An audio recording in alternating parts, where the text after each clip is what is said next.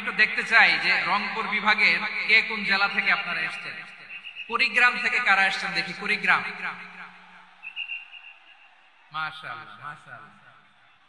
আচ্ছা, গাইবান্ধা জেলার কে আসছেন? গাইবান্ধা, হ্যাঁ মাশাআল্লাহ। ঠাকুরগাঁও, ঠাকুরগাঁও অনেকে আসছেন। দিনাজপুর জেলা থেকে মাশাআল্লাহ। নীলফামারী, ঠিক আছে, পঞ্চগড় অনেক আসছে। রংপুর, রংপুর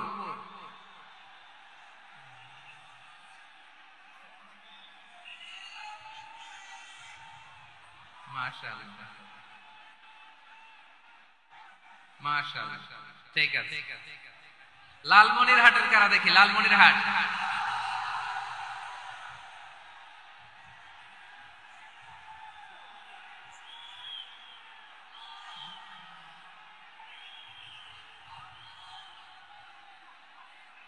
মাশাআল্লাহ মাশাআল্লাহ মাশাআল্লাহ।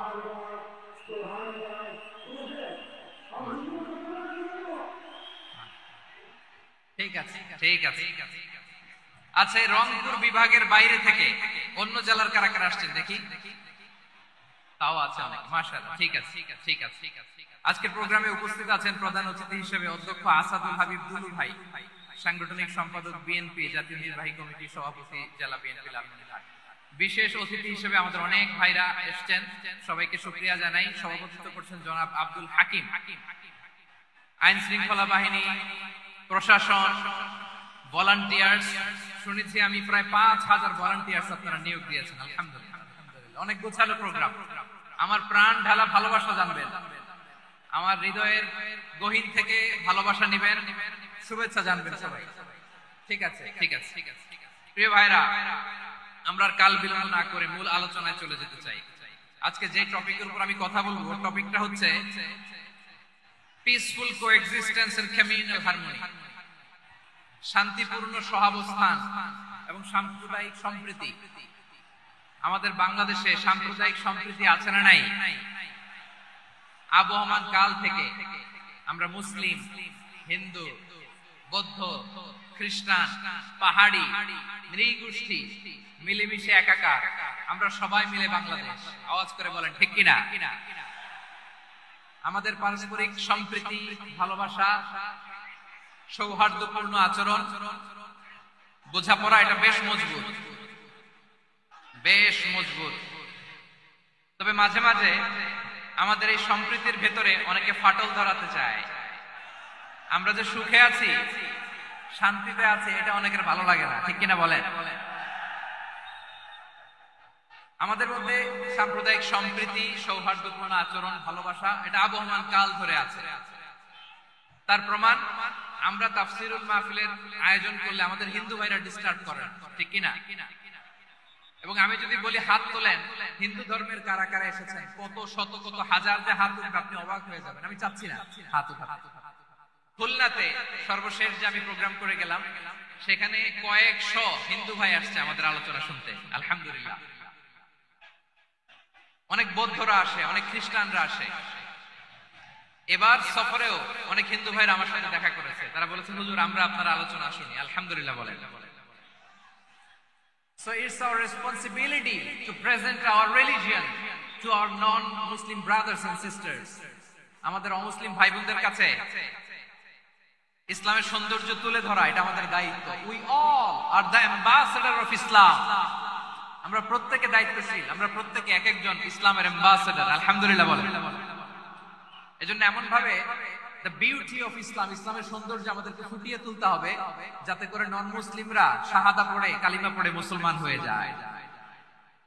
অনেক নন মুসলিম ভাই বোন আমাদের হাতে শাহাদা পড়ে, কালিমা পড়ে মুসলমান হয়েছে, অনেক। সো আমরা যেন ইসলামের বিউটিটাকে তুলে ধরতে পারি, এবং এই যে সম্প্রীতি, এটাকে যেন আমরা অটুট রাখতে পারি। আদতে বাংলাদেশের ইতিহাস বলে আমাদের দেশে কোনো দাঙ্গা নাই, আছে? লালমনিরহাটের ভাইরা আওয়াজ করে বলেন, আমাদের দেশে হিন্দু মুসলিম দাঙ্গা আছে? আমরা ভাই ভাই, আওয়াজ করে বলুন তো, আমরা কি ভাই ভাই? কিন্তু কিছু দুষ্ট লোক আছে তারা আমাদের সম্পর্কের মধ্যে ফাটল ধরাতে চায়, ঠিক কিনা বলেন? মাঝে মাঝে ঝগড়া লাগাতে চায়। দেখবেন পত্র পত্রিকায় দেখা যায় বিভিন্ন ধর্মীয় উপাসনালয়গুলোতে হামলা চালানো হয়। এগুলো রাজনৈতিক উদ্দেশ্য প্রণোদিত, এগুলোর সাথে ইসলামের কোনো সম্পর্ক নাই। এজন্য এই দুর্বৃত্তদের ব্যাপারে আমাদের সাবধান থাকতে হবে। আমরা সবসময় যেমনি ঐক্যবদ্ধ, ইউনাইটেড, আমরা যদি এরকম ইউনাইটেড থাকি, এই সমস্ত দুর্বৃত্তদের কালো হাত ভেঙে দিতে আমাদের 1 ঘন্টাও লাগবে না। চিল্লায় বলো ঠিক কিনা? আমরা সংঘবদ্ধ থাকবো। এই যে আমাদের পিসফুল কোএক্সিস্টেন্স, শান্তিপূর্ণ সহাবস্থান। হিন্দুরা পূজা করে, যেদিন হিন্দুদের পূজা অনুষ্ঠান আমরা ওই দিন তাফসীর মাহফিল করি না, ঠিক কিনা বলেন? যেদিন আমাদের তাফসীরুল কোরআনের প্রোগ্রাম, ওই দিন আমাদের হিন্দু ভাইরা ডিস্টার্ব করে না। সুবহানাল্লাহ। হিন্দুদের পূজা অনুষ্ঠানে মাদ্রাসার ছাত্র যে পাহারা দেয়, গোটা বিশ্বে এরকম দৃষ্টান্ত নজির বিরল, ঠিক কিনা বলেন? আইন শৃঙ্খলা বাহিনীর পাশাপাশি মাদ্রাসার ছাত্ররা যে সেখানে পাহারা দেয়, গোটা পৃথিবীতে এই দৃষ্টান্ত আপনি পাবেন। মাদ্রাসার ছাত্ররা, তারা তো কোরআনের ধারক, তারা হাদিসের ধারক, তারা কেন মন্দির পাহারা দিবে? এই সম্প্রীতিকে ধরে রাখার জন্য, এই সৌহার্দ্যকে ধরে রাখার জন্য, আমাদের পারস্পরিক ভালোবাসাকে অটুট রাখার জন্য। আওয়াজ করে বলতে হবে ঠিক কিনা? এখন বলেন, আমাদের এই ভালোবাসা অটুট থাক আমরা চাই কি চাই না? আমরা হিন্দু মুসলিম মিলেমিশে শান্তিপূর্ণ সহাবস্থান, সাম্প্রদায়িক সম্প্রীতি। লালমনিরহাটের ভাইয়ের আওয়াজ করে বলুন, এই আল্লাহ এই দেশকে তুমি বরকতময় করো, বাংলাদেশকে তুমি শান্তিময় করো। আওয়াজ করে সবাই বলেন আমিন। এই জায়গাটাতে সামান্য একটু আওয়াজ হচ্ছিল, এটাও থেমে গেছে। আলহামদুলিল্লাহ, আলহামদুলিল্লাহ। এখন একেবারে everything is in my control. মাশাআল্লাহ। ঠিক আছে, আমি মূল আলোচনায় যাই। প্রিয় ভাইরা, আমি বলেছিলাম আমার আলোচনার বিষয় হচ্ছে স্থান, সাম্প্রদায়িক সম্প্রীতি। আমরা দেখবো ইসলাম আমাদেরকে কি কি দিক নির্দেশনা দেয়। শান্ত হইতে হবে। খরগোশের কানের মতো কান দুটো আমার দিকে করে রাখেন। আমি এখনো উঠে যাব, হাত নাড়ায় লাভ নাই, আমি উঠে যাব। তাকায় থাকো আর কান খাড়া, আওয়াজ হবে না। হ্যাঁ, মাশাআল্লাহ, ঠিক আছে। আমরা দেখবো যে রাসূল সাল্লাল্লাহু আলাইহি ওয়াসাল্লাম এই পিসফুল কোএক্সিস্টেন্সের জন্য আমাদের কি শিখিয়েছেন, কি কি গাইডলাইন দিয়েছেন। আমরা 1, 2, 3, 4 করে এগুলো আপনাদের সাথে শেয়ার করব। আমি আপনাদের খেদমতে সূরাতুল আনআমের 108 নম্বর আয়াত তেলাওয়াত করেছি। এখানে আল্লাহ রাব্বুল ইজ্জা ওয়াল জালাল তিনি ইরশাদ করছেন, ওয়ালা তাসুবুল্লাযীনা ইয়াদউনা মিন দুনিল্লাহি ফায়াসুবুল্লাহা আদওয়ান কাযালিকা যায়্যান্না লিকুল্লি উম্মাতিন আমালাহুম থুম্মা ইলা রাব্বিহিম মারজিউহুম ফায়ুনাব্বিউহুম বিমা কানু ইয়ামালুন। রব্বুল আলামিন বলেন, গোলাম ও আমার ইমানদার বান্দারা, শোনো শোনো, ও আমার বিশ্বাসী বান্দারা, লা তাসুবুল্লাযীনা ইয়াদউনা মিন দুনিল্লাহ ফায়াসুবুল্লাহা আদওয়ান বিগাইরি ইলম। ও আমার বিশ্বাসী বান্দারা, যারা আল্লাহকে ব্যতি রেখে, আল্লাহকে বাদ দিয়ে অন্য উপাস্যকে ডাকে, দেবীর পূজা করে, দেবতাদের পূজা করে, তোমরা খবরদার তাদের গালি দিও না। আওয়াজ করে বলেন, কি দিও না? আল্লাহ বলেন, ও বিশ্বাসীরা শোনো, যারা আল্লাহকে বেছে রেখে দেব দেবীর পূজা করে, অন্য উপাস্যের পূজা করে, তাদেরকে ডাকে, ওই দেবতাদেরকে তোমরা গালি দিও না। যদি ওই দেবতাদেরকে গালি দাও, তাহলে ভুলবশত, শত্রুতাবশত তারা তোমাদের রব আল্লাহকে গালি দেবে, ঠিক কিনা? গালি দাও, ওরা রেগে তোমার আল্লাহরে গালি দেবে, তাহলে আল্লাহরে গালি খাওয়ানোর কারণ হয়ে গেলাম আমি, ঠিক কিনা বলেন?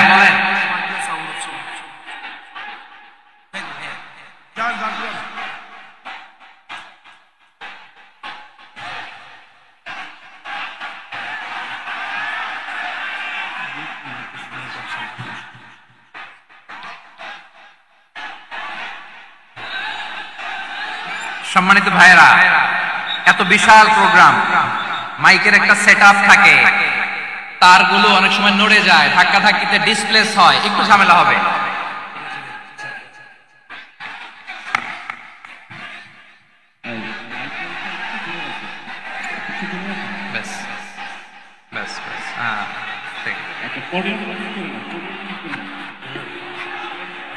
ঠিক আছে, একটু একটু সমস্যা হবে মাঝে মাঝে, আপনারা শান্ত থাকলে, শান্ত থাকতে হবে। এইভাবে সাউন্ড নাই, এই নাই, এই বলতে বলতে আমার সময়ও নাই, উঠে যেতে হবে, এগুলো বোকামি। এই বিভাগীয় প্রোগ্রামগুলোতে যাই, চিৎকার চেঁচামেচি করে তোমরা আসো, সময় শেষ, আমাকে উঠে যেতে হয়, আমরা তো বঞ্চিত হলাম। গুরুত্বপূর্ণ অনেক কথা শোনাবো তোমাদের, অনেক। প্রিয় ভাইরা, আপনারা শান্ত হয়ে বসুন, শান্ত হয়ে। রব্বুল আলামিন বলেন, আল্লাহ ছাড়া যারা অন্যান্য উপাস্যদেরকে ডাকে, দেবতাদেরকে ডাকে, তাদেরকে তোমরা গালি দিও না। ওই সমস্ত দেবতাদেরকে যদি তোমরা গালি দাও, তাহলে তারা আল্লাহকে গালি দিবে, ঠিক কিনা বলে? আমরা দেবতাদের গালি দিলে ওরা আল্লাহকে গালি দিবে। রব্বুল আলামিন বলেন, খবরদার দেবতাদেরকে গালি দিও না, তাহলে ওরা তোমার রব আল্লাহরে গালি দেবে। প্রতিটি জাতির জন্য তাদের কাজকে আমি আল্লাহ সুশোভিত করে রেখেছি, তারা সবাই একদিন আমার কাছেই ফিরে আসবে। এরপর আমি রব্বুল আলামিন তাদের আমলনামা তাদেরকে জানিয়ে দেব। সুবহানাল্লাহ পড়ে। প্রিয় ভাইরা, আল্লাহ তাআলা বলেছেন, খবরদার গালি দিও না। আদেশটা কার? আওয়াজ করে বলেন তো। হিন্দুদের দেবতা দেবদেবীদেরকে গালি দেওয়া যাবে না। আওয়াজ করে বলুন প্রিয় ভাইরা, এই আদেশটা কার? এই আপনাদের গলার আওয়াজ। অন্য ধর্মের দেবতাদেরকে যে গালি দেওয়া যাবে না, এই আদেশটা কার? আরো জোরে বলুন, কার? গালি দিবেন কোন দেবতাকে? দিবেন? যদি দেন, তাহলে ওরা আল্লাহরে গালি দিবে। তাহলে আল্লাহরে গালি খাওয়াইলো কে? আপনি, ঠিক কিনা বলেন? আমি আল্লাহকে গালি খাওয়ানোর কারণ হলাম, কারণ আমি যদি গালি দিই, রবকে গালি দিত না। আওয়াজ করে বলেন ঠিক কিনা? তাহলে প্রিয় ভাইয়েরা, ইসলাম আমাদেরকে শিখায়, সূরাতুল আনআমের 108 নম্বর আয়াত থেকে আমরা বুঝলাম, কোন ধর্মকে ছোট করা যাবে না। অন্য ধর্মকে ছোট করা মানে ইসলামকে ছোট করা। অন্য ধর্মের দেবতাকে গালি দেওয়া মানে আল্লাহকে গালি খাওয়ানো। আওয়াজ করে বলেন ঠিক কিনা? খবরদার, এটা করা যাবে না। আর অন্য ধর্মের দেবতাকে যদি আপনি গালি দেন, ওরা ইসলাম থেকে দূরে সরে যাবে। যাও ইসলামের প্রতি আকৃষ্ট হয়েছিল, আর কোনোদিন ইসলামের ধারে কাছে আসবে না। আওয়াজ করে বলেন ঠিক কিনা? এজন্য কখনো কোনোদিন অন্য ধর্মের দেবতাদেরকে গালি দেওয়া যাবে না। অন্য ধর্মের কোন দেবতাদেরকে আমরা গালি দিব না, বরং ইসলামের beauty, the beauty of Islam, ইসলামের সৌন্দর্যকে আমরা তুলে ধরব। আমরা যদি বিশ্বনবী সাল্লাল্লাহু আলাইহি ওয়াসাল্লামের জীবনের দিকে তাকাই, বিষ্ণু ইসলাম মক্কাতে কিংবা মদিনাতে অন্য ধর্মের লোকদের সাথে খুব পিসফুলি লাইফ লিড করেছেন। হোক মুশরিক, হোক খ্রিস্টান, হোক ইহুদি, বিশ্বনবী সবার সাথে মিলেমিশে ছিলেন। আলহামদুলিল্লাহ বলেন। ইসলাম হচ্ছে পিসফুল রিলিজিয়ন। অন্য ধর্মের প্রতি সহনশীলতার সবক ইসলাম আমাদেরকে দেয়। কিন্তু প্রতিটি মুসলিমের এটা মনে রাখতে হবে, আল্লাহর কাছে পছন্দনীয়, গ্রহণযোগ্য ধর্ম, জীবনাদর্শ একটি, সেটা হচ্ছে ইসলাম। আওয়াজ করে বলেন, সেটা কি? লালমনিরহাটের ভাইয়েরা, আওয়াজ করে বলুন, আল্লাহর কাছে মনোনীত। এজন্য রব্বুল আলামিন বলেন, ইন্নাদ-দীনা ইনদাল্লাহিল ইসলাম, আল্লাহর কাছে মনোনীত, গ্রহণযোগ্য, অ্যাকসেপ্টেড ধর্ম মতাদর্শ একটা, সেটা হলো ইসলাম। ইসলাম ছাড়া অন্য কোন ধর্ম যদি কেউ তালাশ করে, তার ওই ধর্ম আল্লাহ গ্রহণ করবে না। ওমাই ইয়াবতাগি গায়রাল ইসলামি দীনান ফালাই ইউকবালা মিন ওয়া হুয়া ফিল আখিরাতি মিনাল খাসিরিন।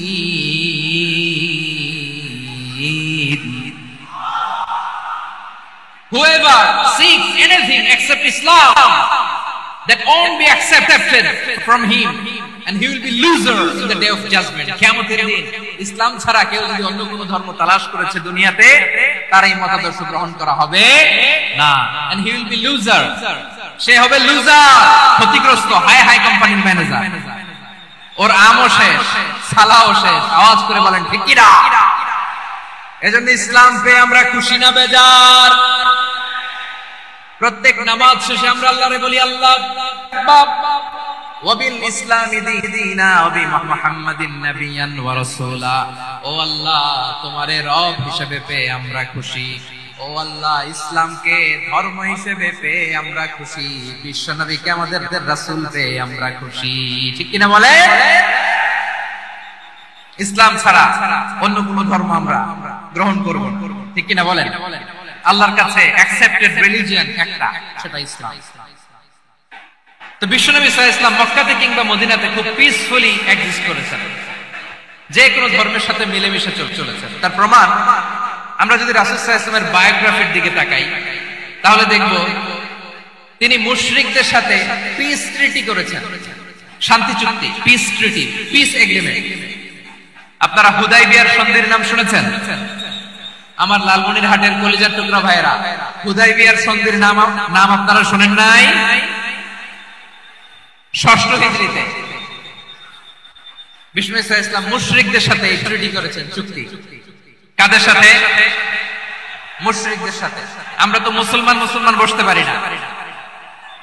আমরা দুই মুসলিম ভাই একসাথে বসে চা খেতে পারি না, গল্প করতে পারি না। বিষ্ণু সাল্লাল্লাহু আলাইহি ওয়াসাল্লাম মুশরিকদের সাথে ট্রিটি করেছেন, হুদাইবিয়ার সন্ধি। এই সন্ধির আগে মক্কা থেকে কেউ মদিনায় যেতে পারে না, মদিনা থেকে কেউ মক্কায় যেতে পারে না। কিন্তু এই সন্ধির পরে ট্রাফিক স্বাভাবিক হয়ে গেল, মক্কার লোকেরা মদিনায় আসতে পারে। মদিনা এটাকে বলে সুলহ Hudaybiyyah, the peace agreement of Hudaybiyyah, শান্তি চুক্তি। আমরা পৃথিবীতে এখন অনেক শান্তি চুক্তির নাম শুনি, এগুলো সব the piece treaty of Hudaibiya থেকে কপি করা। আল্লাহু আকবার। তাহলে বিশ্বনবী সাল্লাল্লাহু আলাইহি সাল্লাম তিনি যে শান্তিপূর্ণ সহাবস্থানে বিশ্বাসী ছিলেন, মুসলমানেরা যে অন্য ধর্মের প্রতি সহনশীল, তার প্রমাণ হচ্ছে এই পিস ট্রিটি। শুধু তাই নয়, মাইকের সাউন্ডটা একটু বাড়াই দিতে হবে, খুব দুর্বল, একটু মজবুত করতে হবে, আর একটু ক্লিন করতে হবে, আর সবগুলা জায়গায় সাউন্ড যাচ্ছে কিনা একটু ক্রস চেক করতে হবে। হ্যাঁ, পাবেন দিচ্ছে মাইক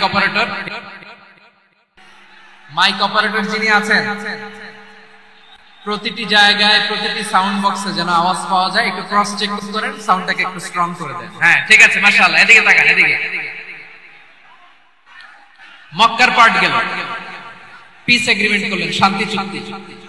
বিষ্ণু সাল্লাল্লাহু আলাইহি ওয়াসাল্লাম মদিনায় যে কি করলেন? মদিনায় যে বিষ্ণু সাল্লাল্লাহু আলাইহি ওয়াসাল্লাম মদিনা চার্টার করলেন, মদিনা সনদ, সাহিফাতুল মদিনা, এটার বলে মদিনা চার্টার। যে ওয়েস্টে, ইউরোপে, আমেরিকাতে সব চার্টার মদিনা চার্টার থেকে কপি করা। আওয়াজ করে পড়েন সুবহানাল্লাহ। বিষ্ণু সাল্লাল্লাহু আলাইহি ওয়াসাল্লাম মদিনায় গেলেন, মদিনাতে মুসলিম, মুশরিক, ইহুদি, এই তিন ধর্মের লোক মিলে সব স্টেক হোল্ডার যারা আছে সবাইকে নিয়ে বিষ্ণু সাল্লাল্লাহু আলাইহি ওয়াসাল্লাম মদিনা চার্টার করলেন, মদিনা সনদ পড়েন সুবহানাল্লাহ। শুধু তাই নয়, মক্কাতে বিশ্বনবী পিস এগ্রিমেন্ট করলেন, শান্তি চুক্তি মুশরিকদের সাথে। মদিনাতে যে বিশ্বনবী মদিনা চার্টার করলেন, মদিনা সনদ করলেন ইহুদিদের সাথে।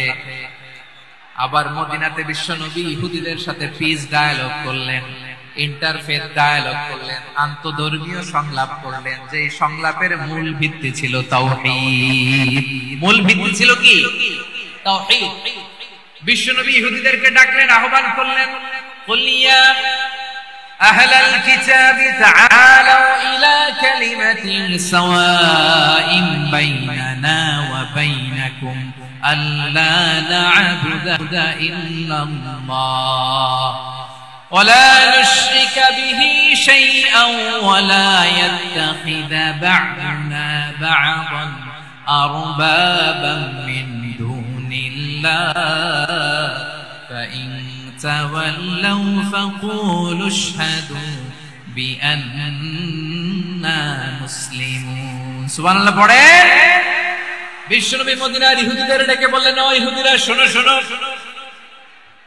আসো এমন একটা আদর্শের প্রশ্নে আমরা একত্রিত হই, যে আদর্শের প্রচার তোমাদের নবীরাও করেছে, আমিও করি, যে আদর্শের কথা তোমাদের পবিত্র ধর্মগ্রন্থগুলোতে আছে, আমার কোরআনেও আছে, সেটা হলো তাওহীদ। আল্লাহর সাথে কাউরে শরীক করব না, আল্লাহ ছাড়া কাউরে রব মানব না। পড়েন সুবহানাল্লাহ। প্রিয় লালমনিরহাটের ভাইরা, মদিনাতে যে তিনি মদিনা চার্টার করলেন, মদিনা সনদ, পিস ডায়ালগ করলেন, শান্তির সংলাপ, ইন্টারফেথ ডায়ালগ করলেন, আন্তঃধর্মীয় সংলাপ, যার ভিত্তি ছিল তাওহীদ। সুবহানাল্লাহ পড়েন। তাহলে অন্য ধর্মের প্রতি সব সময় ইসলাম সহনশীল, টলারেন্স। যদি আপনি দেখতে চান ইসলামের নবী বিশ্ব নবীর দিকে তাকান, ঠিক কিনা বলেন? আমরা তো সংখ্যালঘুদের রাইটস প্রোটেক্ট করার জন্য কত আইন বানাই, কত বৈঠক করি, কত সংবাদ সম্মেলন করি। বিষ্ণু সাল্লাল্লাহু আলাইহি ওয়াসাল্লাম সংখ্যালঘুদের রাইটস এর ব্যাপারে, অধিকারের ব্যাপারে যে কথা বলেছেন, শুনলে আপনি অবাক হয়ে যাবেন। বিশ্বনবী বলেন, আলা আও ইনতাকাসাহু আও কাল্লাফাহু ফাওকা তাআতিহি আও কাল্লাফাহু ফাওকা তাকাতিহি আও আখাযা মিনহু শাইআন বিগাইরি তিবি নাফসিন ওয়া আনা হাজিজুহু ইয়াউমাল কিয়ামা। খবরদার, জেনে রাখুন, কেউ যদি কোন সংখ্যালঘুর উপরে অত্যাচার করে, কোন সংখ্যালঘুর প্রাপ্য থেকে যদি কেউ কাউকে ঠকায়, সংখ্যালঘুর উপর যদি কেউ কষ্ট দেয়, কোন সংখ্যালঘুর সম্পদ যদি কেউ জোর করে কেড়ে নেয়, আমি কিয়ামতের দিন বিশ্বনবী ওই সংখ্যালঘুর পক্ষে আর ওই মুসলমানদের বিপক্ষে বাদী হয়ে দাঁড়াবো। সুবহানাল্লাহ বলতে পারলেন না? আল্লাহু আকবার। আপনি নামাজি, আপনি মুসল্লি, আপনি হাজী সাহেব, তাহাজ্জুদ পড়তে পড়তে কপালে দাগ ফেলে দিবেন, আপনার প্রতিবেশী হিন্দু, ভাবছেন আমার তো পাওয়ার আছে, ওর জমিটা দখল করি। বিশ্বনবী বলেন, কিয়ামতের দিন ওই হিন্দুর পক্ষে তোর বিরুদ্ধে আমি বাদী হয়ে দাঁড়াবো। পৃথিবীর কোন ধর্মের স্টেটমেন্ট পাবেন? পাবেন? আপনি ভাবছেন আপনি নামাজ পড়লে জান্নাতে চলে যাবেন না? খবরদার। বিশ্বনবী বলেন, কোন সংখ্যালঘুর উপর যদি কেউ আক্রমণ করে, তার প্রাপ্য তাকে না দিয়ে যদি তাকে ঠকায়, তার উপর জুলুম করে, তার সম্পদ যদি কেড়ে নেয়, আমি নবী, তুমি মুসলিম হইতে পারো, মুসলিম তোমার বিপক্ষে আল্লাহর দরবারে বাদী হয়ে দাঁড়াবে। আচ্ছা লালমনিরহাটের ভাইরা, কথা বুঝতে পারলে আওয়াজ করে উত্তর দেন। বিশ্বনবী যদি কারো বিপক্ষে দাঁড়ায় কিয়ামতের দিন, আই রিপিট, আমি আবারও বলছি, বিশ্বনবী যদি কিয়ামতের দিন কারো বিপক্ষে দাঁড়ায়, কত সেলসেলায়া জান্নাতি? জান্নাতীরা যে নবীর সুপারিশ ছাড়া জান্নাতের গেটও দেখা যাবে না, ওই নবী যদি বলে তোর বিপক্ষে আমি বাদী হয়ে দাঁড়াবো, ওই জান্নাতে আর ঢোকার কোনো সুযোগ আমাদের থাকবে? এখানেই শেষ না আমার প্রিয় লালমনিরহাটের ভাইয়েরা, এখানেই শেষ নয়। বিশ্বনবী বলেন, মান কাতালা মুআহাদান, বুখারীর বর্ণনা, মান কাতালা মুআহাদান লাম ইয়ারাহ রাইহাতাল জান্নাহ। কেউ যদি, কোন মুসলিম যদি অন্যায় ভাবে কোন সংখ্যালঘুকে হত্যা করে, কোন হিন্দুকে হত্যা করে, কোন বৌদ্ধরে হত্যা করে, অন্যায় ভাবে কোন মুসলিম যদি কোন সংখ্যালঘুরে হত্যা করে, ওই মুসলিম জান্নাতের ঘ্রাণও পাবে না। সেই বুখারীর বর্ণনা, মান কাতালা মুআহাদান লাম ইয়ারাহ রাইহাতাল জান্নাহ ওয়া ইন্না রিহাহা লা ইউজাদু মিন মাসিরাতি 40 আমা। যে জান্নাতের ঘ্রাণ পড়েন। প্রিয় ভাইরা, এখান থেকে জান্নাতে পৌঁছতে লাগবে 40 বছর। এত দূর। কত বছর? সবাই বলেন কত বছর? এখান থেকে জান্নাতে পৌঁছতে লাগবে 40 বছর। এত দূরে থাকতে জান্নাতের ঘ্রাণ আপনার নাকে এসে ধাক্কা মারে। বিশ্বনবী বলেন, যে ব্যক্তি কোন সংখ্যালঘুকে হত্যা করে, জান্নাতের ঘ্রাণ তো পাবেই, জান্নাতে তো ঢুকতে পারবেই না, জান্নাতের ঘ্রাণও তার নাকে লাগবে না। পড়েন নাউযুবিল্লাহ। তাহলে সংখ্যালঘুদের ব্যাপারে ইসলামে অধিকার দেয়া আছে না নাই? লালমনিরহাটের ভাইয়ের আওয়াজ করে বলেন, আমার সংখ্যালঘু হিন্দু ভাইদের রাইটস, অধিকার আমাদের ইসলামে প্রোটেক্টেড আছে না নাই? এখানেই শেষ না। বিষ্ণু ইসলাম আপনার অমুসলিম প্রতিবেশীর সাথে ভালো আচরণ করতে বলেছে। আমাদের হয় না, এটা মুসলিম পাড়া, ওটা বৌদ্ধ পাড়া, হয় না? অনেক সময় হয় না, এটা আমাদের মুসলিম পাড়া, ওইটা হিন্দু পাড়া, এরকম আছে না নাই? লালমনিরহাটে নাই না? আছে? হিন্দু যদি আপনার প্রতিবেশী হয় কি করবেন? ওরে কষ্ট দিবেন নাকি? কেন? ও তো হিন্দু, ও তো আমার আল্লাহরে ডাকে না, ওরে কষ্ট দিলে জায়েজ হবে না? খবরদার। বিষ্ণু ইসা ইসলাম বলেন, মান কানা ইউমিনু বিল্লাহ ওয়াল ইয়াউমিল আখির ফালিকরিম জারা, যে আল্লাহ বিশ্বাস করে আর আখিরাতে বিশ্বাস করে সেজন্য প্রতিবেশীর সাথে ভালো আচরণ করে। সুবহানাল্লাহ। কলিজা জুড়ায় যায় না আমার নবীর কথাগুলো শুনলে? যে আল্লাহ বিশ্বাস করে, যে আখিরাতে বিশ্বাস করে সেজন্য প্রতিবেশীর সাথে ভালো আচরণ করে। এখানে বলছে মুসলিম প্রতিবেশী বলছে, নামাজি প্রতিবেশী বলছে, আল্লাহওয়ালা প্রতিবেশী বলছে না। প্রতিবেশী আস্তিক হোক নাস্তিক হোক, প্রতিবেশী মুমিন হোক মুশরিক হোক, প্রতিবেশী হইলেই তার সাথে ভালো আচরণের দরকার আছে না নাই? আমার প্রিয় লালমনিরহাটের ভাইরা, বিষ্ণু ইসা ইসলাম ওনার ইহুদি প্রতিবেশীদের দেখাশোনা করতেন। আওয়াজ না শোনা যাক, আমারও তো দেখা যায়, আমারও তো দেখা যায়। তাকায় থাকে, তাকায় থাকলে সওয়াব হবে। কোরআনের কথা যেখান থেকে হয় এদিকে তাকায় থাকলেই বরকত। তাকায় থাকে।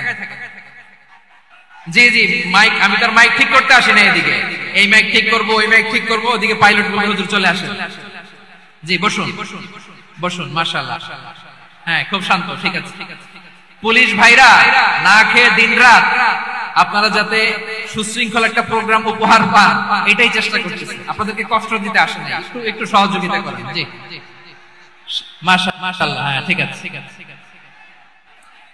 আমার প্রিয় ভাইরা, প্রতিবেশী আস্তিক হোক নাস্তিক হোক, মুসলিম হোক হিন্দু হোক, তার সাথে ভালো আচরণ। বিষ্ণু ইসা ইসলাম ওনার ইহুদি প্রতিবেশীর বাসায় যেতেন। কোন প্রতিবেশী? ইহুদি। আওয়াজ করে বলেন, কোন প্রতিবেশী? ইহুদি। এক ইহুদি কিশোর বিষ্ণু ইসা ইসলামের খেদমত করতে, ইহুদি ছেলে আমার নবীর খেদমত করত, তারা ছিল নবীর প্রতিবেশী। তো অনেকদিন হয় ইহুদি ছেলেটা আসে না। বিষ্ণুনবী খোঁজ দিলেন, ঘটনা কি? একটা ইহুদি ছেলে না আমার খেদমতে আসতো, ছেলেটা কই? খোঁজ নিয়ে জানলেন ছেলেটা অসুস্থ। বিষ্ণু ইসলাম ওই ইহুদির বাড়িতে চলে গেলেন ওই ছেলেটাকে দেখা করার, ভিজিট করার জন্য। সুবহানাল্লাহ পড়বেন না? গেলেন, যে দেখে ইহুদি ছেলেটা মুমূর্ষ, জান যায় ভাব, বিছানায় পড়ে আছে, তার বাবা দাঁড়ানো। বিশ্বনবী তার মাথার পাশে বসলেন, মাথায় হাত বুলিয়ে দিলেন আর ছেলেটাকে বললেন, আসলিম, হে ইহুদি ছেলে, আসলিম, ইসলাম ধর্ম গ্রহণ করো। তো ছোট্ট ছেলে ভাবে আমরা ইহুদি, এখন ইসলাম ধর্ম গ্রহণ করলে আব্বা যদি বকা দেয়, ফানাযারা ইলা ওয়াজহি আবি, ছেলেটা তার বাবার চেহারার দিকে তাকালো, দেখে আব্বা কি করে। আব্বা যদি বলে তাহলে ইসলাম ধর্ম গ্রহণ করো। ইহুদি ছেলেটা তার বাবার দিকে যখন তাকালো, ওর বাবা বলে, আতি আবুল কাসিম, আবুল কাসিম যা বলে তাই করো। আবুল কাসিম হচ্ছে বিষ্ণু ইসলামের একটা কুনিয়াত, উপনাম। আমার রাসূলের বড় ছেলের নাম ছিল কাসেম। যেমন দেখবেন আমাদের এলাকায় কারো ছেলের বড় ছেলের নাম যদি হয় আব্দুল্লাহ, এরা আব্দুল্লাহর বাপ বলে ডাকে। কারো বড় মেয়ের নাম যদি হয় ফাতেমা, এরা কি ডাকে? ফাতেমার বাপ বলে না? তো বিষ্ণু ইসলামের বড় ছেলের নাম ছিল কাসেম। ইহুদি বাবা বলল, আতি আবুল কাসেম, আবুল কাসেম যা বলে তাই শোনো, মানে মুহাম্মদ যা বলে তাই শোনো। এই কথা শুনে ছেলে সাহস পাইছে, ছেলে আবার পড়তে আরম্ভ করলো, আশহাদু আল্লা ইলাহা ইল্লাল্লাহ ওয়া আশহাদু আন্না মুহাম্মাদার রাসূলুল্লাহ, পড়েন আল্লাহু আকবার। বিশ্বনবীর আহ্বান শুনে ওই আহ্বানে সাড়া দিয়ে ইহুদি ছেলে শাহাদা পড়ে মুসলমান হয়ে গেল। তার হৃদয়টারে ঈমানের নূর দিয়ে আলোকিত করে দিল কে? প্রিয় ভাইরা, এবার রাসূল সাল্লাল্লাহু আলাইহি ওয়াসাল্লাম বের হয়ে আসলেন ঘর থেকে আর বললেন, আলহামদুলিল্লাহিল্লাযী আনকাযাহু মিনান নার, প্রশংসা সে আল্লাহ যে আল্লাহ জাহান্নামে চলে যাচ্ছিল প্রায় এমন একটা লোককে মুহূর্তের মধ্যে কালেমায়ে শাহাদাতের বদৌলতে জান্নাতি বানায় দিলেন। আওয়াজ করে পড়েন সুবহানাল্লাহ। এই হাদিস থেকে আমরা কি শিখলাম? What is the moral of the story? এক নাম্বার স্টোরি হলো, প্রতিবেশী ইহুদি হোক হিন্দু হোক, যাবেন, সুসম্পর্ক রাখবেন, উপহার দিবেন, বিপদে পাশে দাঁড়াবেন, তাইলেই তো আপনাদের প্রতি, মুসলমানদের প্রতি তারা আকৃষ্ট হবে। ঠিক কিনা বলেন? আপনি যদি হিন্দুদের সাথে বৌদ্ধদের সাথে নাই মিশেন, নাস্তিকের কাছে নাই যান, তো ইসলামের সৌন্দর্যটা ওরা বুঝবে কেমন? আমার অনেক হিন্দু পরিচিত ভাই আছে, ওরা আমাদের ইফতারের প্রোগ্রামে এসে একসাথে ইফতারি করে। অনেক মদখোর আমার সাথে বসে একসাথে ডিনার করে, হাফ প্যান্ট পরা, গলায় স্বর্ণের চেইন, হাতে স্বর্ণের ব্রেসলেট, আয়েশা আমার সাথে ডিনার করছে, আছে এরকম গাজাখোর। আমি বলে আসো, welcome welcome to my dinner, আসো বসো। বসলেই তো আমি ওর ডিএনএ, চিন্তার ডিএনএ চেঞ্জ করে দেওয়ার সুযোগ পাবো। চিল্লায় বলো ঠিক কি না? আসতে হবে আমার কাছে। Our door is open. The door of Islam is open 24/7. সব সময় আমাদের ইসলামের দরজা আমার অমুসলিম ভাইদের জন্য খোলা আছে না নাই? এই হাদিস থেকে দুইটা শিক্ষা। এক নম্বর শিক্ষা, প্রতিবেশী মুসলিম হোক অমুসলিম হোক, যান। অসুস্থ হইলে একটু আপেল নিয়ে যান, আঙ্গুর নিয়ে যান, কমলা নিয়ে যান, তাদের সাথে ভালো আচরণ করেন। ইসলামের বিউটি দেখে, সৌন্দর্য দেখে অবাক হবে। নসিব ভালো হলে কোনদিন কালিমা পড়ে মুসলমান হয়ে যাবে। তাহলে অমুসলিমের সাথে ভালো সম্পর্ক। বিশ্বনবী ইহুদির বাড়িতে গেলেন, ইহুদির বাড়ি, আর আমার মুসলমান ভাই আমার কাফের বলে, এরকম আছে না নাই? মুসলিম মুসলিমরা দেখতে পারে না, সহ্য করতে পারে। বিশ্বনবী সাল্লাল্লাহু আলাইহি ওয়াসাল্লাম ইহুদির বাড়িতে গেলেন, এটা একটা শিক্ষা। আরেকটা শিক্ষা হলো, ভাইরা ধাক্কা মারে এসে সামনে এসে কি লাভ? প্রোগ্রাম তো শেষ হচ্ছে, এখনই শেষ হচ্ছে। তো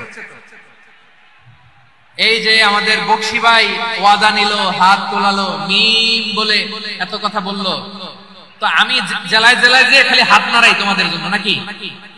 হ্যাঁ, হাত নাড়াই শুধু। এই ধাক্কাইতে ধাক্কাইতে এদিকে এসে হাত নাড়াইতেছে, হয়েছে তো, দেখলাম তো, ঠিক আছে, মাশাআল্লাহ, অনেক সুশৃঙ্খল, অন্যান্য যে কোনো জেলার জন্য সুশৃঙ্খল। আমার দিকে তাকাও, আমার দিকে তাকাও, ঠিক আছে। এই যে দাঁড়িয়ে আছে, একটা ছেলে নড়ে না, দেখছেন? মাশাআল্লাহ মাশাআল্লাহ মাশাআল্লাহ। হ্যাঁ, এইভাবে। আর কয়েকটা মজাদার কথা আছে, শুনুন। এই হাদিস থেকে আমাদের শিক্ষা হলো, আমার প্রতিবেশী যেই ধর্মের হোক আমি সম্পর্ক রাখবো। অসুস্থ হলে যাব, কি বলেন ভাইরা? যাবেন না? যাবেন না আপনারা? আচ্ছা, 2 নম্বর শিক্ষা হলো, বিষ্ণু ইসলামের খাদেম ছিল ইহুদি, এতদিন খেদমত করলো, একদিনে বিশ্বনবী ওরে কালিমার দাওয়াত দেয় নাই। কারণ কি? বিশ্বনবী একটা ভালো সময়ের অপেক্ষা করতেছিলেন, প্রপার টাইমিং। দাঈর কাজ হচ্ছে দাঈ ইলাল্লাহ, সে হচ্ছে সুযোগ সন্ধানী। দাঈ সুযোগ খোঁজে, কখন দাওয়াত দিলে ব্যাটে বলে হবে, ঝুপ বুঝে কোপ মারে, ঠিক কিনা বলেন? বিষ্ণু ইসলাম ভালো সময়ের অপেক্ষা করতেছিলেন, দেখি ভালো সময় আসুক আসুক আসুক আসুক। আস্তে আস্তে এমন সময় আসছে, ছেলে এবার মুমূর্ষ। অসুস্থ ব্যক্তির হৃদয় অত্যন্ত নরম থাকে। হসপিটালে যখন কেউ যায়, তার হৃদয়টা বড্ড নরম থাকে, মৃত্যুর ভয়ে তার অন্তরটা নরম থাকে, ঠিক কিনা বলেন? এই প্রপার টাইমিং এর অপেক্ষা করতেছিলেন। যখনই টাইমিং পেয়েছেন, দাওয়াত দিলেন, পড়ো লা ইলাহা ইল্লাল্লাহ, সুবহানাল্লাহ পড়েন সবাই। তাহলে ইসলাম অমুসলিম প্রতিবেশীর সাথে ভালো আচরণ করতে হবে। ইসলাম অমুসলিম মাতা পিতার সাথে ভালো আচরণ করতে হবে। মাতা পিতা যদি অমুসলিম হয়, তারা ফেলে দিতে পারবেন? পারবেন, পারবেন। আমার লালমনিরহাটের ভাইরা, অনেক হিন্দু ছেলে আমাদের হাতে শাহাদা পড়ে মুসলিম হয়, কিন্তু ওর মা মুসলমান হয় নাই, বাবাও হয় নাই, এরকম আছে না নাই? তো ও হয়েছে মুসলিম, মা বাপ হিন্দু, এখন মা বাপ কি বাদ? হ্যাঁ, মা বাপ বাদ দেয়া যাবে? যেই মা আপনার 9 মাস 8 মাস পেটে ধারণ করলো, আপনার মায়ের নার ছেঁড়া ধন, আপনি ওই মারে বাদ দিতে পারবেন? যে মায়ের বুকের তাজা দুধ খেয়ে আপনি আজকে বাড়ন্ত তাজা তর তাজা, ওই মারে বাদ দেয়া যাবে? মায়ের এক ধারে দুধের দাম, কাটিয়া গায়ের চাম, পাপোশ বানাইলে ঋণের শোধ হবে না, এমন দরদি ভাবে কেউ হবে না আমার মাহা। মায়ের এক ধারে দুধের দাম, কাটিয়া গায়ের চাম, পাপোশ বানাইলে ঋণের শোধ হবে না, এমন দরদি ভাবে কেউ হবে না আমার মাহা। ঠিক কিনা? মাকে তো বাদ দেওয়া যায় না। وَقَضَى رَبُّكَ أَلَّا تَعْبُدُوا إِلَّا وَالِدَيْنِ إِحْسَانًا, আল্লাহ বলে অবধারিত 2টা ভার্ডিক্ট তোমাদের জন্য, এক আল্লাহর ইবাদত করবা আর মা বাবার প্রতি ইহসান করবা। আদেশটা কার? মা বাবার প্রতি ইহসান করতে হবে। আমার মা হিন্দু হোক, ভালো আচরণ করতে হবে, বৌদ্ধ হোক, ভালো আচরণ করতে হবে। আমার যে সমস্ত হিন্দু ভাইরা মুসলিম হয়েছে, তোমাদের মা বাবা এখনো মুসলমান হয় নাই, তাদের সাথে ভালো আচরণ করতে হবে, আপনাদের খেদমত নিজে করতে হবে, অথবা খেদমতের ব্যবস্থা করাই দিতে হবে। মান্থলি যে খরচ লাগে এটা দিতে হবে। আরে তুমি এখন মুসলিম, তোমার মা বাবা হিন্দু, এখনই তো সুযোগ ইসলামের সৌন্দর্য দেখানো। এখন মা বাবা যদি দেখে আরে এটা হিন্দু থাকতে তোকে তো বদমাইশ ছিল, বেয়াদব ছিল, কি এমন ধর্ম সে গ্রহণ করলো যেটা গ্রহণের সাথে সাথে সে পাল্টে গেল, কি এমন এমন ধর্ম সে গ্রহণ করেছে যেটা তার জীবনকে আলোকিত করে দিয়েছে।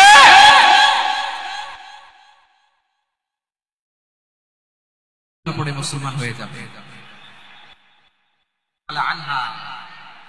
আবু বকর রাদিয়াল্লাহু তাআলা আনহুর মেয়ে, আবু বকর রাদিয়াল্লাহু তাআলা আনহুর আরেক মেয়ের নাম হচ্ছে আসমা। কি নাম? দুজনই আবু বকর রাদিয়াল্লাহু তাআলা আনহুর মেয়ে, আসমা আর আয়েশা। নাম দুটো কেমন লাগে? আসমা নামটা কেমন লাগে? আয়েশা নামটা কেমন লাগে? সবার ভালো লাগে নাই? নাম দুটো আপনাদের ভালো লাগে? লালমনিরহাটে অনাগত যদি কন্যা সন্তান হয়, যদি মনে চায় আসমা রেখে দিতে পারবে, যদি মনে চায় আয়েশা রেখে দিয়ে। দেশে বিদেশে এয়ারপোর্টে রাস্তা ঘাটে শুধু বলে হুজুর একটা নাম দেন, আমার ছেলের একটা নাম দেন, মেয়ের একটা নাম দেন। আমার মনে আছে যশোরের আবদিনের মাহফিলে আমি একটা দুইটা নাম দিয়েছিলাম। আজকে লালমনিরহাটের এই প্রোগ্রামে কন্যা সন্তান যদি হয় দুটো নাম দিলাম, আসমা কিংবা আয়েশা। ইনশাআল্লাহ পড়েন। দুজন বোন, এক মায়ের, বাবা এক, মা দুইজন। আয়েশা রাদিয়াল্লাহু তাআলা আনহার মায়ের নাম উম্মে রুমান, আর আসমা রাদিয়াল্লাহু তাআলা আনহার মায়ের নাম কুতাইলা বিনতে আব্দুল উজ্জা। আবু বকর রাদিয়াল্লাহু তাআলা আনহু চারটা বিয়ে করেছেন। একই ঘটনা ঘটেছে এই ফ্যামিলিতে। আসমা ইসলাম ধর্ম গ্রহণ করে মুসলিমা, কিন্তু তার মা কুতাইলা মুশরিকা। আই রিপিট, বোঝার জন্য আমি আবারও বলি, আসমা রাদিয়াল্লাহু তাআলা আনহা মুসলিমা, আর আসমার মা কুতাইলা, আওয়াজ করে বুঝে থাকলে বলেন, আসমার মা মুশরিকা। তার মানে মেয়ে মুসলিম, মা অমুসলিম। ভেজাল আছে না নাই? কিন্তু কুতাইলা আর ধৈর্য ধারণ করতে পারে না। নার ছেড়া ধন, কলিজার টুকরা ধন, কলিজার টুকরা সন্তান আসমারে দেখতে বড্ড মন চায়। সাইয়েদনা আসমা রাদিয়াল্লাহু তাআলা আনহা মক্কা থেকে হিজরত করে মদিনায় চলে গেলেন হুদাইবিয়ার পর। যখন মক্কা মদিনার ট্রাফিক স্বাভাবিক হলো, মক্কার লোক মদিনায় যায়, মদিনার লোক মক্কায় আসে। কুতাইলা কলিজার টুকরা সন্তান আসমারে দেখার জন্য কিছু উপহার নিয়ে বিশাল মরু পথ পাড়ি দিয়ে মক্কা থেকে মদিনায় যায়। সুবহানাল্লাহ বলেন। এখন মা আসছে মেয়ের সাথে দেখা করতে, মেয়ে তো আর দেখা দেয় না। মেয়ে ভাবছে আমার মতো মুশরিকা, অপবিত্রা, তার সাথে কি দেখা দেয়া যাবে? বিশ্বনবীর দরবারে চলে গেলেন। সুবহানাল্লাহ বলেন।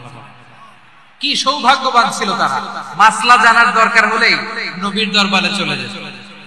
ঘরে বউয়ের সাথে ঝগড়া হলে নবীর দরবারে চলে যেত। অনেক সাহাবী বলে আমার পেটে ক্ষুধা লাগলো আমি নবীর কাছে চলে যেতাম, কারণ নবীর চেহারার দিকে তাকালেই আমার পেটের ক্ষুধা মিটে যেত। সাইয়েদনা আসমা রাদিয়াল্লাহু তাআলা আনহা বিশ্বনবীর কাছে চলে গেলেন, যে বললেন ইয়া রাসূলুল্লাহ ইয়া হাবিবাল্লাহ ইন্না উম্মি কাদিমাতুন ইলাইয়া ওয়া হিয়া রাগিবা। আমার মা মক্কা থেকে অনেক দূর মরুর পথ পাড়ি দিয়ে উপহার সামগ্রী নিয়ে মদিনায় আমার সাথে দেখা করতে এসেছে গো নবী। আমার জানতে বড্ড ইচ্ছে হয় আমি আমার মুশরিকা মায়ের সাথে একটু দেখা করতে পারবো কিনা। আফা আসিলুহা, আগে যেমনি আমি আমার মায়ের সাথে ভালো আচরণ করতাম, যেমনি আমি আমার মায়ের সাথে সদাচরণ করতাম গো নবী, এখন আমি মুসলিমা, মা মুশরিকা, এখনো কি আগের মতো সদাচরণ করতে পারবো নাকি? বিশ্বনবী বললেন নাম সিদিহা, মা অবশ্যই অবশ্যই, আগে ঠিক যেমন তুমি তোমার মায়ের সাথে ভালো আচরণ করতে এখনো তেমনি আগের মতো ভালো আচরণ করবা। আওয়াজ করে পড়েন সুবহানাল্লাহ। কি ইসলাম আমরা পেয়েছি! কত ব্রড মাইন্ডেড আমাদের ইসলাম, কত ওপেন মাইন্ডেড। ইসলাম কত ওপেন আপ করতে পারে, চিন্তা করতে পারে। বিষ্ণু বললেন হ্যাঁ অবশ্যই, নাম সুলিহা, আগে যেমনি ভালো আচরণ করছো আসমা এখন ওইরকমই করো, পারলে আরো বাড়ায় করো। সুবহানাল্লাহ বলেন। তাহলে আমার যে হিন্দু ভাইরা, হিন্দু বোনেরা ইমানের বদৌলতে দৌলতে আপনি ধন্য হয়েছেন, আপনার আম্মা আব্বা এখনো মুসলমান হয় নাই, তাদের জন্য দোয়া করেন, তাদের জন্য দোয়া করেন, আল্লাহ যেন তাদেরকেও ঈমানের দৌলত দান করেন। আমরা সবাই পড়ি আমিন, আরো জোরে পড়েন আমিন। এখন বলেন, ইসলাম কি ন্যারো মাইন্ডেড রিলিজিয়ন না ব্রড মাইন্ডেড? লালমনিরহাটের যুবক ভাইরা আওয়াজ করো, ইসলাম কি ন্যারো মাইন্ডেড না ব্রড মাইন্ডেড? কতটা ব্রড মাইন্ডেড দেখেন। বিশ্বনবী সাল্লাল্লাহু আলাইহি সাল্লাম অমুসলিমরা যদি নবীকে উপহার দিত, ওই উপহারও বিশ্বনবী গ্রহণ করতেন। সুবহানাল্লাহ পড়েন। আপনার অমুসলিম বন্ধু যদি উপহার দেয়, সেটাও আপনি নিতে পারবেন, যেটা নেওয়া যায়। কিন্তু আপনার বন্ধু যদি আপনার মদের বোতল দেয়, নিতে পারবেন? হ্যাঁ, মদের বোতল দিলে পারবেন। আপনার বন্ধু যদি আপনার পর্ক দেয়, পর্ক, শুকরের গোশত মিশ্রিত কোনো খাবার, ওটা নিতে পারবেন না। হালাল যে কোনো জিনিস নিতে পারবেন। বিশ্বনবী সাল্লাল্লাহু আলাইহি ওয়াসাল্লাম অমুসলিমদের দেয়া হাদিয়া গ্রহণ করতেন। কেমন নবী ছিলেন? আমার নবীরে চিনে নেন, আমার নবীর অ্যাটিটিউড জেনে নেন। বিশ্বনবী সাল্লাল্লাহু আলাইহি ওয়াসাল্লাম যখন কোন জনপদে যেতেন, তিনটা অপশন নিয়ে যেতেন। প্রিয় ভাইয়ের আওয়াজ করে বলতে হবে, কোন জনপদে গেলে আমার নবীর অপশন থাকতো কয়টা? আমার মতো তিন আঙ্গুল উঁচু করে দেখান আর বলুন, আমার নবী কোন জনপদে গেলে কয়টা অপশন নিয়ে যেতেন? এক নাম্বার অপশন আসলিম তাসলাম। নতুন এলাকায় গেলে বলতেন আসলিম তাসলাম, ইসলাম ধর্ম গ্রহণ করো, শান্তিতে থাকবা, আমার ভাই হয়ে যাও, আমরা ভাই ভাই। ইসলাম মানো, আমরা ভাই ভাই। অপশন নাম্বার কত? এক।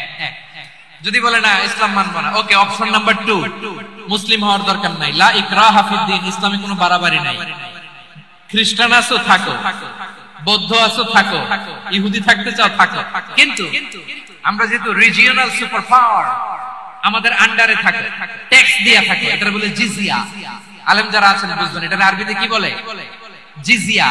You pay us the tax, we will give you the security.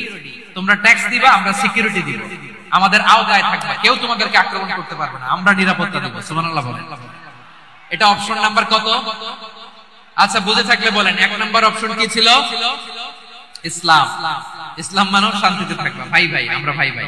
Option number 2, tax দাও, আমরা নিরাপত্তা দিব, মুসলিম হওয়া লাগবে না। এখন এক নাম্বারও মানে না, দুই নাম্বারও মানে না, মুসলিম হবো না, ভালো, খ্রিস্টান থাকো, ট্যাক্স দাও, আমরা সিকিউরিটি দিব না, এটাও মানে না। বিষ্ণু বলেন, তাহলে তলোয়ার আমাদের আর তোমাদের মাঝে ফয়সালা করবে।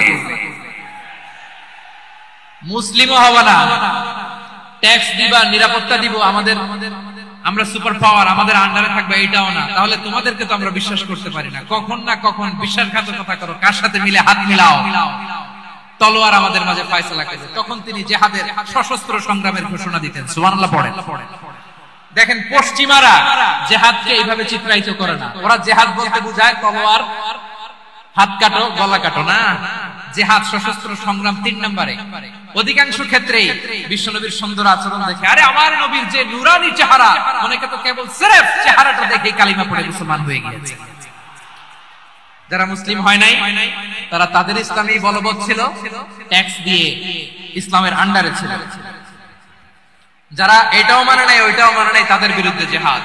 বিষ্ণু ইসলাম 7ম হিজরিতে যখন খায়বার বিজয়ের পরে ইসলাম রিজিওনাল সুপার পাওয়ার হিসেবে আত্মপ্রকাশ করলো, বিশ্বনবী চিঠি লিখলেন অন্যান্য সুপার পাওয়ারের কাছে, রাষ্ট্রীয় চিঠি লেখে এক রাষ্ট্রপ্রধান আরেক রাষ্ট্রপ্রধানের কাছে। ঠিক কিনা বলেন? জানেন না আপনারা, এই যে 24-এর ছাত্র নাগরিক অভ্যুত্থানে,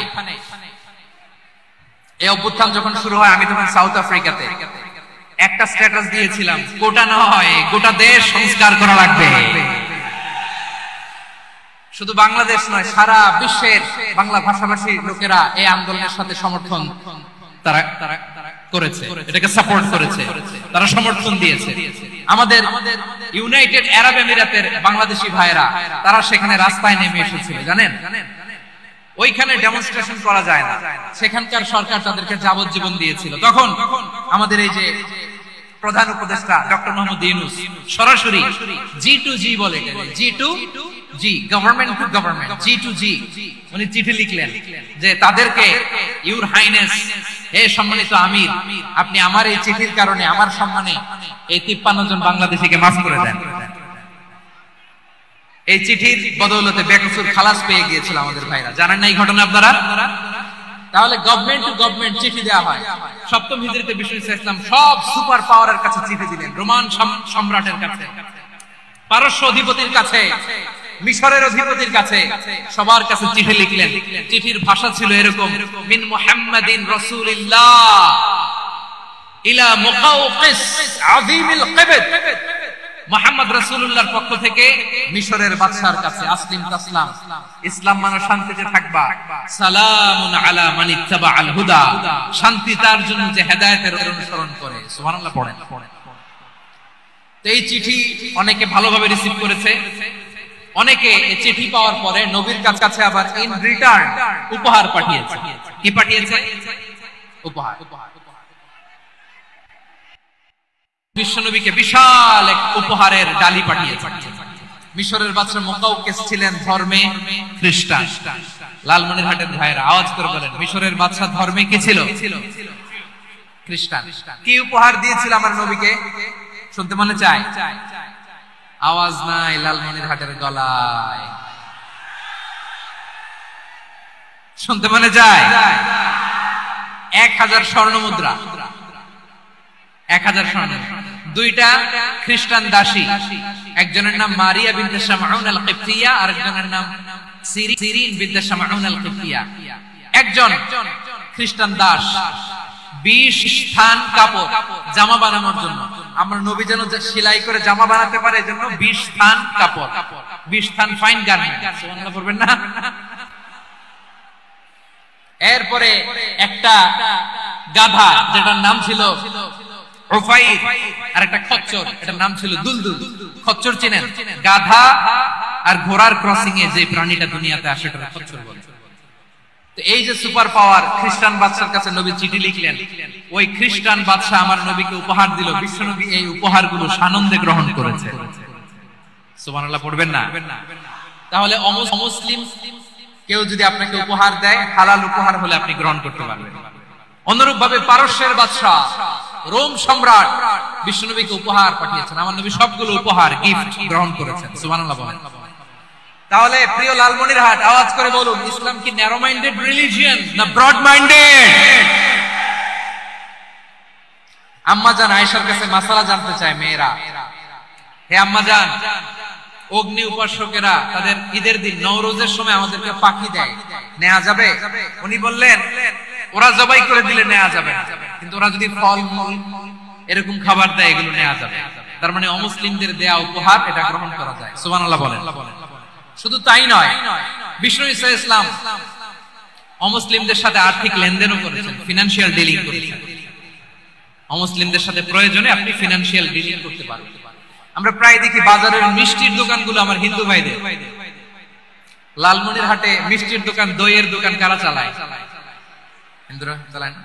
তারপরে যে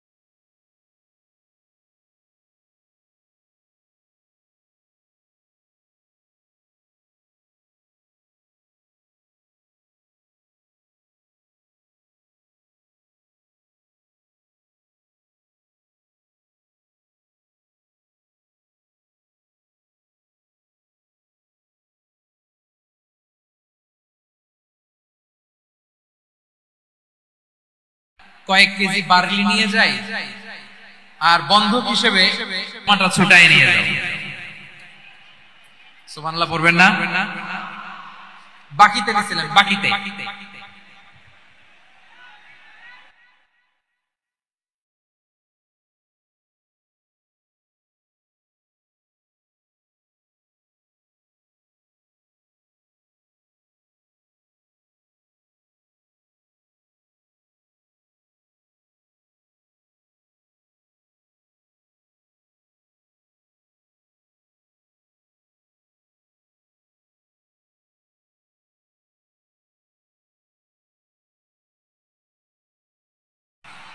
এ থেকে বোঝা গেল অমুসলিমদের সাথে ফিনান্স টুবির বারান্দায় ইয়ার্ডের মধ্যে অটোমেটিক্যালি কিছু আমব্রেলা আছে, সা করে খুলে যায় আর সূর্যের তাপ লাগে না।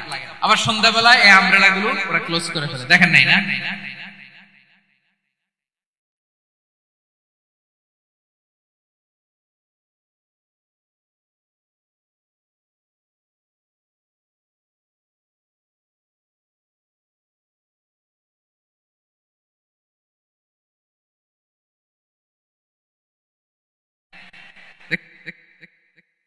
শুধু তাই নয়, ইন কেস অফ ইমার্জেন্সি, প্রয়োজনে ইসলামের খাতিরে ইসলামকে সামনের দিকে এগিয়ে নিয়ে যাওয়ার জন্য অমুসলিমদের সাপোর্ট নেওয়া জায়েজ আছে। সুবহানাল্লাহ বলেন। অমুসলিমদের সাপোর্ট নেওয়া, তাদের থেকে অর্থ নেওয়া, পলিটিক্যাল সাপোর্ট, পলিটিক্যাল অ্যাসাইলাম নেওয়া জায়েজ।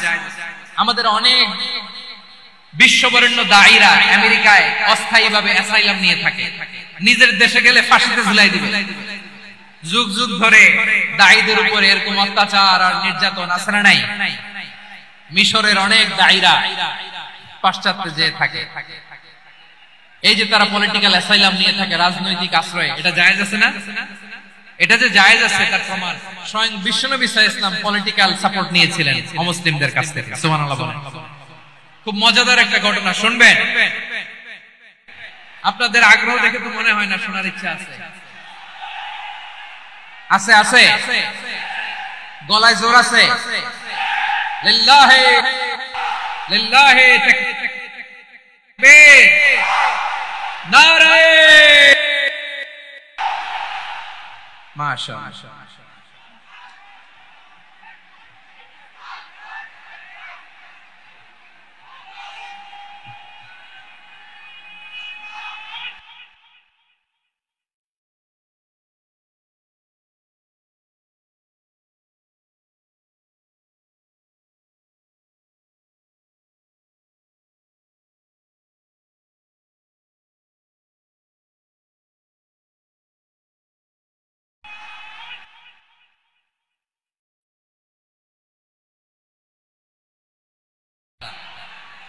থামুন থামুন। বছর বিশ্বনবীর সবচেয়ে কাছের মানুষ খাদিজা রাদিয়াল্লাহু তাআলা আনহা ইন্তেকাল করেছেন। বিশ্বনবী বড্ড কষ্ট পেলেন, হৃদয়টা ভেঙে খান খান। যিনি ঘরের ভেতরে বিশ্বনবীকে সান্ত্বনা দিতেন, ভালোবাসা দিতেন, বাইরে গেলে কুরাইশরা বকাঝকা করে, অত্যাচার করে, কিন্তু আম্মা জান খাদিজা রাদিয়াল্লাহু তাআলা আনহা ঘরটারে এমন শান্তির নীড় বানায় রেখেছেন, এই ঘরের ভিতরে ঢুকলে বিশ্বনবীর কলিজাটা ঠান্ডা হয়ে যেত। এজন্য রব্বুল আলামিন বলেন, খাদিজা, ও আমার বান্দি খাদিজা, জান্নাতে এমন স্পেশাল একটা ঘর আমি তোমার জন্য রেডি করে রেখেছি। ওই ঘরের মধ্যে কোনো আওয়াজ নাই, ওই ঘরের মধ্যে কোনো নয়েজ নাই, ওই ঘরে কোনো বিশৃঙ্খলা নাই। কারণ মক্কার জমিনে আমার নবী কুরাইশদের বিশৃঙ্খলা, নয়েজ আর ঝামেলাগুলোকে উপেক্ষা করে যখন তোমার ঘরের ভিতরে ঢুকতো, ঘরটারে তুমি শান্তির নীড়, ঠান্ডা, নীরব, নিস্তব্ধ, নিঝুম আর শান্তির নীড় বানিয়ে রেখেছো। এজন্য জান্নাতে স্পেশাল একটা শান্তির নীড় আমি তোমারে উপহার দেব। ওই প্রিয়তমা স্ত্রী খাদিজা ইন্তেকাল করলেন, বিশ্বনবীর হৃদয় ভেঙে খান খান। আবার ওনার চাচা আবু তালেব ইন্তেকাল করলেন, যিনি পলিটিক্যাল শেল্টার দিতেন নবীকে। কে দিতেন? আবু তালেবের ভয়ে, বিশ্বনবীর এই চাচার ভয়ে কোন মুশরিক নবীর গায়ে হাত দেওয়ার সাহস পায় নাই। এখন স্ত্রীও নাই, চাচা চাচা চাচা চাচা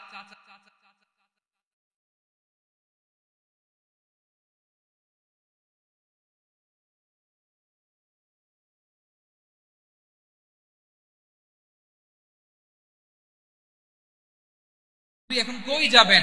আমার পেয়ারা নবী নতুন স্টেশন খুঁজতেছেন, নতুন নতুন নতুন লালমনিরহাটের ভাইয়ের আওয়াজ করে বলেন, কোথায় গেলেন? তায়েফে চলে গেলেন দিনের দাওয়াত দেওয়ার জন্য। কি দেওয়ার জন্য? নাকি জমি কিনতে গেছিলেন? জমি কিনতে, দুনিয়ার যশ খ্যাতির জন্য, নিজের কোন লাভের জন্য? তায়েফবাসীদেরকে জাহান্নামের আগুন থেকে বাঁচানোর জন্য। আওয়াজ করে বলতে হবে, ঠিক কিনা? বিশ্বনবী বিশাল মরুপথ, পাহাড়ি পথ পাড়ি দিয়ে তায়েফের মরুজমিনে গেলেন। কোরআনের দাওয়াত নিয়ে, ইমানের দাওয়াত নিয়ে শুধু প্রত্যাখ্যান করেই থামে নাই, তারা বিশ্বনবীর সাথে অত্যন্ত খারাপ আচরণ করেছে, বিশ্বনবীকে শারীরিক ভাবে হেনস্থা করেছে, আমার নবীকে শারীরিক ভাবে অত্যাচার করেছে, আমার পেয়ারা নবীর গায়ে পাথর মেরেছে, বিশ্বনবীর গা বেয়ে ঝরঝর করে রক্ত ঝরেছে, নবী জামিনের মধ্যে লুটিয়ে পড়েছেন, আবার মেরেছে, আবার নবী হাঁটতে শুরু করলেন, পেছন থেকে আবার মেরেছে, আবার নবী রক্তাক্ত হয়ে জামিনের মধ্যে লুটিয়ে পড়লেন, আবার মেরেছে। বিশ্বনবীর মতো এত সুশ্রী মানব, বিশ্বনবীর মতো এত শুভ্র মানব, বিশ্বনবীর মতো এমন চমৎকার দেহাবয়ব দিয়ে রব্বুল আলামিন কাউকে বানান।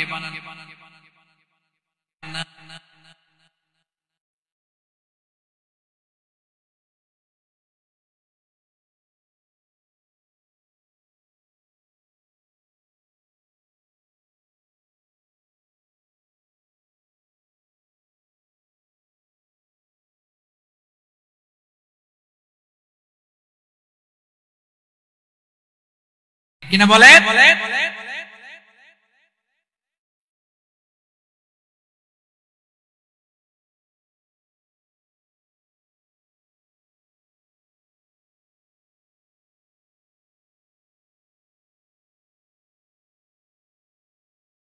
থেকে রক্ত ঝরে, তোমাকে ভুলি আমি কেমন করে, হে রাসূল তোমাকে ভুলি আমি কেমন করে। পারেন না আপনারা? ধরুন আমার সাথে, হাজার ব্যথা বেদনার পরে ফিরে আসনি তুমি আপন ঘরে, দিনের আলো তুমি ছড়িয়ে দিতে চলে গেলে মদিনায় মক্কা ছেড়ে, হে রাসূল তোমাকে ভুলি আমি কেমন করে, হে রাসূল তোমাকে ভুলি আমি কেমন করে। ঠিক কিনা বলে? প্রিয় ভাইরা, তাইফের ছেলেরা নবীকে রক্তাক্ত করে, আমার নবী কই যাবে? কই যাবে? মক্কায় জায়গা নাই, তায়েফে জায়গা নাই, তায়েফ থেকে ভারাক্রান্ত মন নিয়ে আমার নবী মক্কায় ফিরে আসলেন। বিশ্ব নবী মক্কায় ঢুকতে পারেন না, মক্কার মরুভূমির দিকে তাকিয়ে, উপত্যকার দিকে তাকিয়ে বিশ্বনবী ধা ধা করে কাঁদেন, ঝরঝর করে নবীর চেহারা মোবারক থেকে চোখের পানিগুলো বেয়ে বেয়ে পড়ে। আমার জন্মস্থান, আমার শৈশব, কৈশোর, যৌবন কেটেছে এই মক্কায়, আমার এলাকায় আমি ঢুকতে পারি না। বিশ্বনবী মক্কার অনতি দূরে দাঁড়িয়ে যায়েদকে পাঠালেন, যায়েদ যাও দেখো কেউ আমাকে সাপোর্ট করার মতো আছে কিনা, যাও অমুকের কাছে যাও। সাইয়েদনা যায়েদ গেলেন,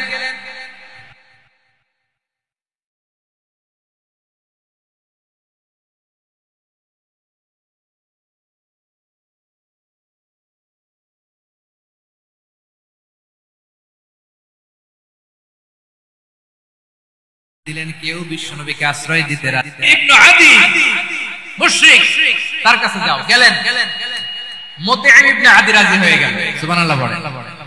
দেখেন অনেক বিপদের সময়ও আমি নিজে সাক্ষী, সামাজিক ভাবে, রাজনৈতিক ভাবে কত ঝঞ্ঝাট, কত ষড়যন্ত্র, কত কনস্পাইরেসি পারি দিয়ে আমাদেরকে সামনে এগিয়ে যেতে হয়। এই শত্রুদের ভেতরেও একজনকে দাঁড় করিয়ে দেয় যে আল্লাহর কোরআনের জন্য রেডি হয়ে যায়। পড়েন সুবহানাল্লাহ। মুতঈম ইবনে আদি আল্লাহ তার মনকে নরম করে দিলেন। মুতঈম বলে, মুহাম্মদ আমি তোমাকে আশ্রয় দিব। তার দুই ছেলেকে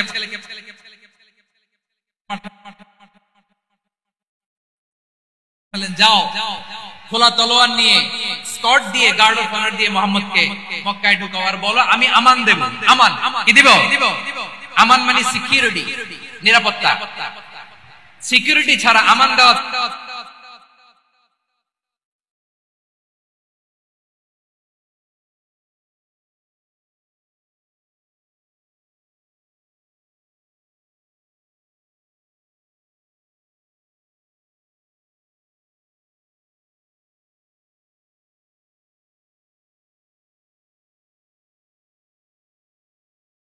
ছিল না মুশরিক। সবাই বলতে হবে মুসলিম না মুশরিক। তাহলে মুশরিকের কাছ থেকে নবী পলিটিক্যাল অ্যাসাইলাম, আধুনিক রাষ্ট্রবিজ্ঞানের ভাষায় পলিটিক্যাল অ্যাসাইলাম, যেটাকে বলে রাজনৈতিক আশ্রয়, উনার আমান বা নিরাপত্তার এই ঘোষণায় তিনি মক্কায় ঢুকলেন। যতদিন নিরাপত্তা ছিল ছিলেন। মুতিম যখন মারা গেল, বিষ্ণু ইসলাম হিজরত করে মদিনায় চলে গেলেন। সুবহানাল্লাহ। কিন্তু মুতিম যে বিশ্বনবীর উপকার করছে এটা বিশ্বনবী ভুলে নাই। আমাদের অনেকে আছে উপকার করার পরে আর খেয়াল থাকে না, খাওয়ার পরে গলা দিয়ে নামলে আর খেয়াল থাকে না, এরকম আছে না নাই?